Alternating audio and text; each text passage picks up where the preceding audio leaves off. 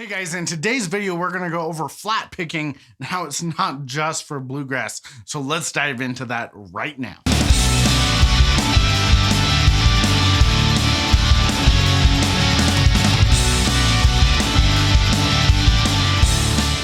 Okay, so flat picking is another technique that you can use when you're playing your open chords or bar chords, or really any chords. Now, flat picking gets used a ton in bluegrass music, but it's not exclusive to bluegrass music. In fact, I recently found out I've been doing this my whole life. I just didn't know what to call it, but it's really handy because it gives you another option, another texture that you can use for your sound apart from just strumming along. And this can be done on acoustic or electric. It doesn't matter. Now here's the key difference. Usually when I'm playing lead guitar stuff, I use what's called economy picking. That means when I am picking on a single string that has more than one note, I'm alternating my picking. So I'm picking down, up, down, up, down, up, down, up, down, up. And whenever I change strings, I will usually pick in the direction of that string change. So if I'm picking from my third string to my second string, I'm gonna do a downstroke and actually make that motion with my elbow, and that makes it easy. Okay, so that's economy picking. So I'm picking in the direction of my string change whenever I change strings. But with flat picking, this is more of a rhythm guitar accompaniment style, much like we do with strumming, except we're picking individual strings. Essentially, we're playing arpeggios, right? So rather than just having this,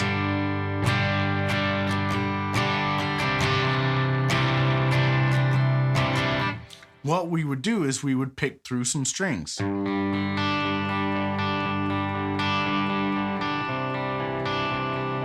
And that gives you a totally different sound that you can use. But here's the trick with flat picking. Instead of picking in the direction of your string change whenever you change strings, what you're doing with flat picking is essentially you're just doing alternate picking. So why is that? Why are we just gonna do straight alternate picking? Well, remember when we strum, if we're playing a strum pattern, what we're going to do is we're going to try to use our downstrokes on the beat. So if we have a measure of 8 eighth notes, that we would count 1 and 2 and 3 and 4, and we would strum on the beat on 1, 2, 3, and 4 with the downstroke. 1, 2, and 3, and 4, and 1, and 2, and 3, and 4, and when we have the and, that's where we do an upstroke. So that would go like this: 1 and 2 and 3 and 4 and 1 and 2 and 3 and 4 and that just makes life easy. If you get used to doing a downstroke on the beat and an upstroke on the offbeat, that makes everything easier with your strumming. It's the same thing with flat picking. With flat picking,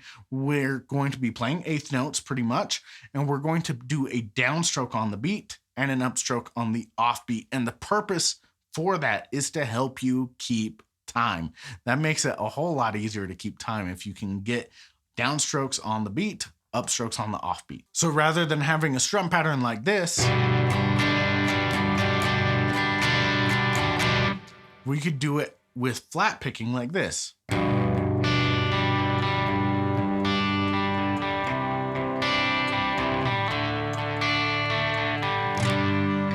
And that gives you a totally different option. Now that's one of the coolest things about playing guitar when you're playing songs or you're writing songs, is having options for different sounds that you can use, different textures that you can use.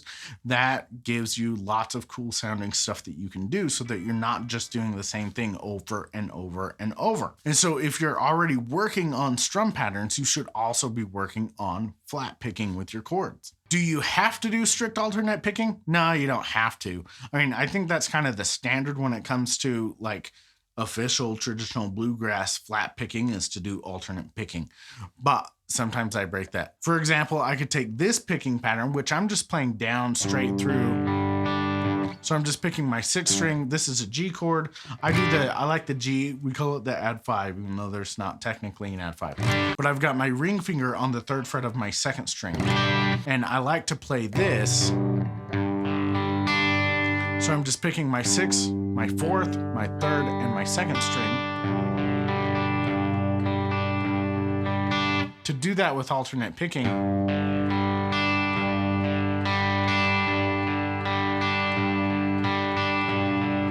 you can. totally can. I'm just not used to doing it all the time. Sometimes on something like that, I will just use downstrokes, or if it's the reverse, I'll just use upstrokes. It's up to you which one you want to do, which one's going to be more comfortable. The thing that you're going to want to be conscious of, though, is how many strings are being played in the chord that you're playing. Okay, so for example, if we're talking about open chords, we've got 4-string chords, 5-string chords, and 6-string chords. So for example, G and E minor, those are 6-string chords.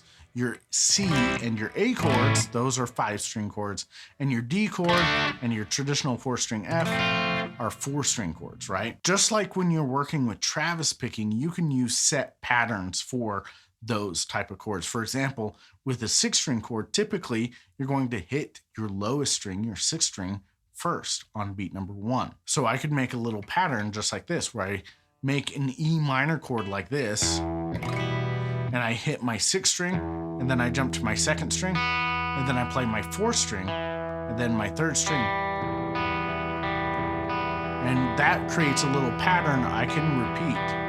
But then when I go to a 5-string chord, then instead of hitting my 6, I'm going to hit 5, but the rest is the same. I'm going to play 5, 2, 4, 3.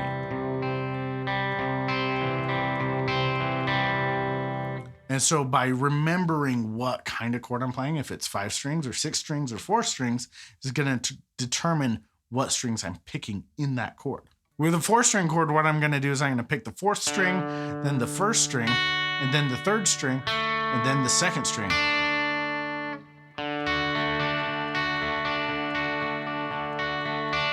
And so you can put it all together like this.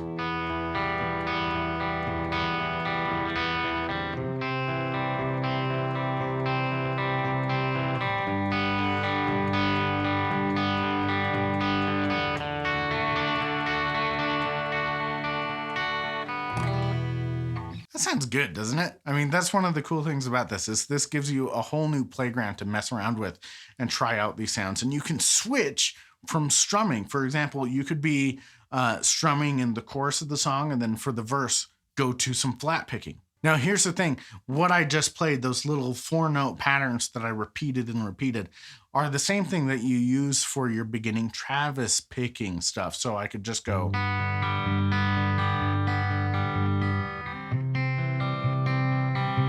right? But I'm just doing it with my pick. Now, here's the good thing about flat picking, though, is we're not restricted to just sticking to those patterns.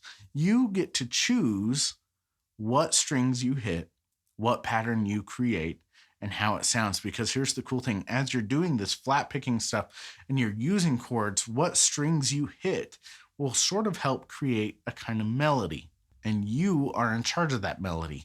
You get to decide what strings are being hit when.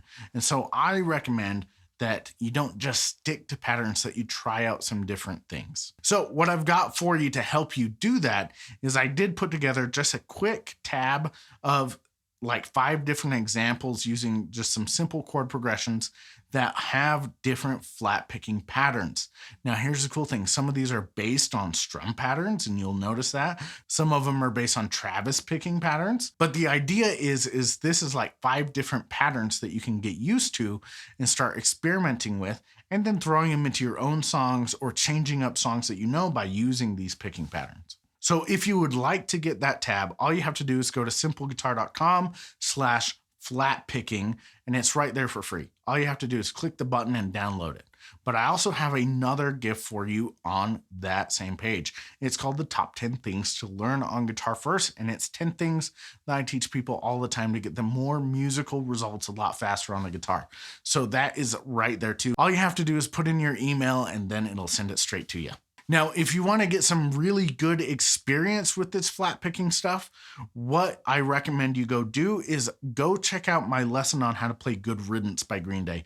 That song is all flat picking and strumming. That'll give you a really good song that you can get under your belt pretty quickly using flat picking and strumming, and it's one that you can play for people all the time. So go watch that video on how to play Good Riddance by Green Day next so that you can start using this flat picking, and I will see you over there.